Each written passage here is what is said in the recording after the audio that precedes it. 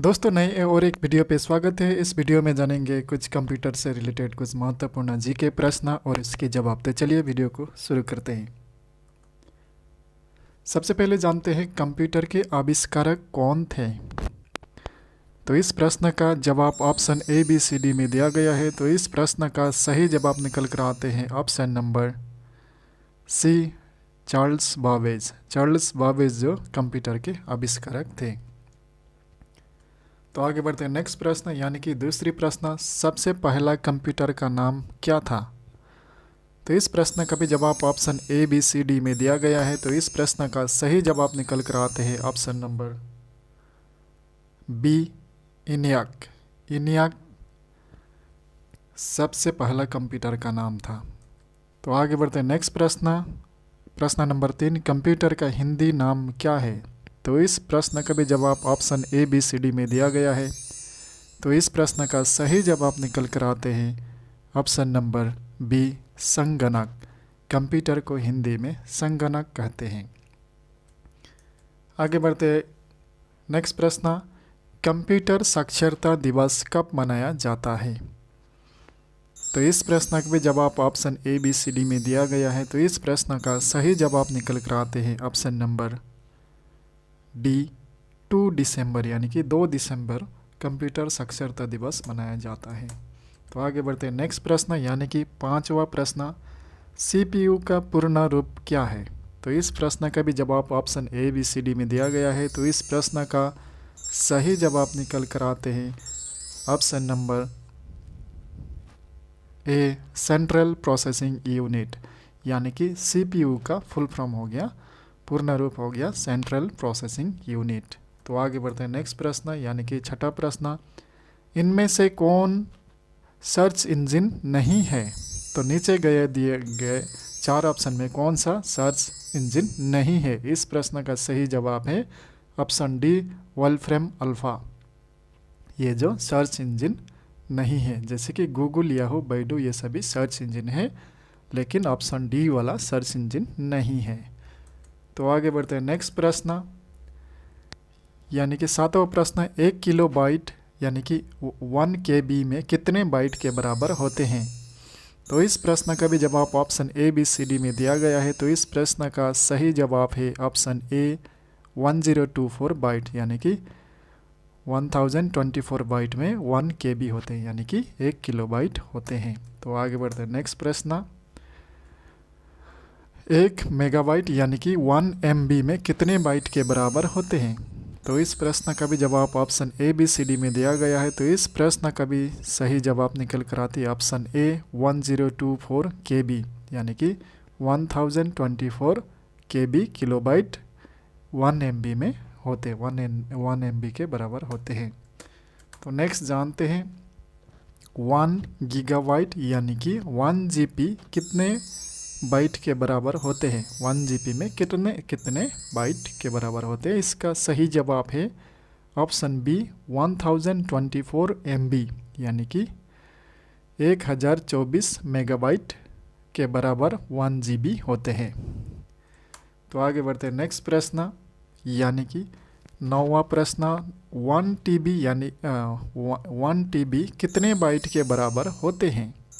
तो इस प्रश्न का भी जवाब option A B C D में दिया गया है। तो इस प्रश्न का सही जवाब निकल कर आते हैं ऑप्शन सी, 1024 GB यानी कि 1 TB में 1024 GB यानी कि गीगाबाइट के बराबर होते हैं। 1 TB में 1024 GB होते हैं मेमोरी।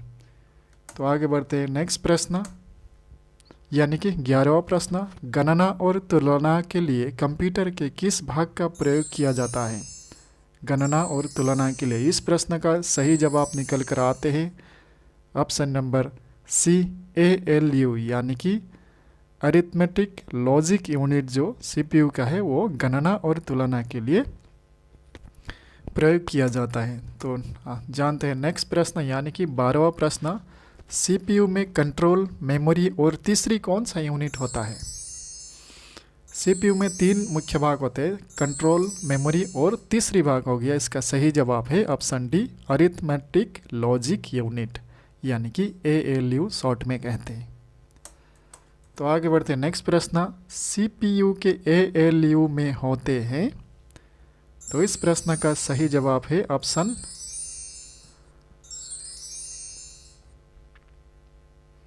B, register. सीपीयू के ALU यानी कि अरिथमेटिक लॉजिक यूनिट में रजिस्टर होते हैं।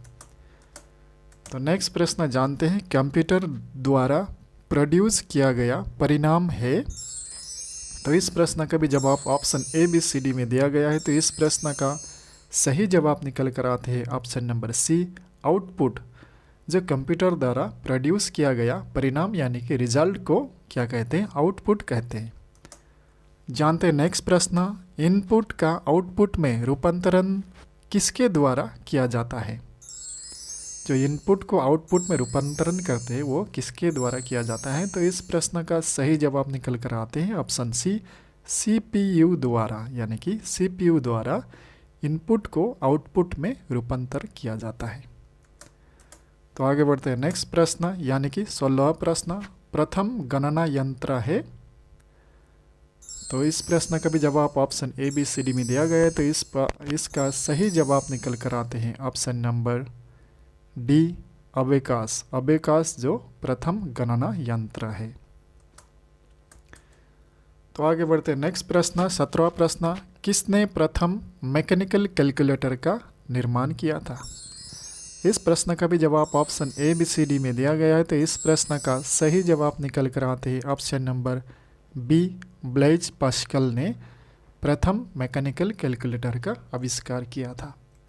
तो आगे बढ़ते हैं नेक्स्ट प्रश्न, क्रे यानी कि CRAY क्या है।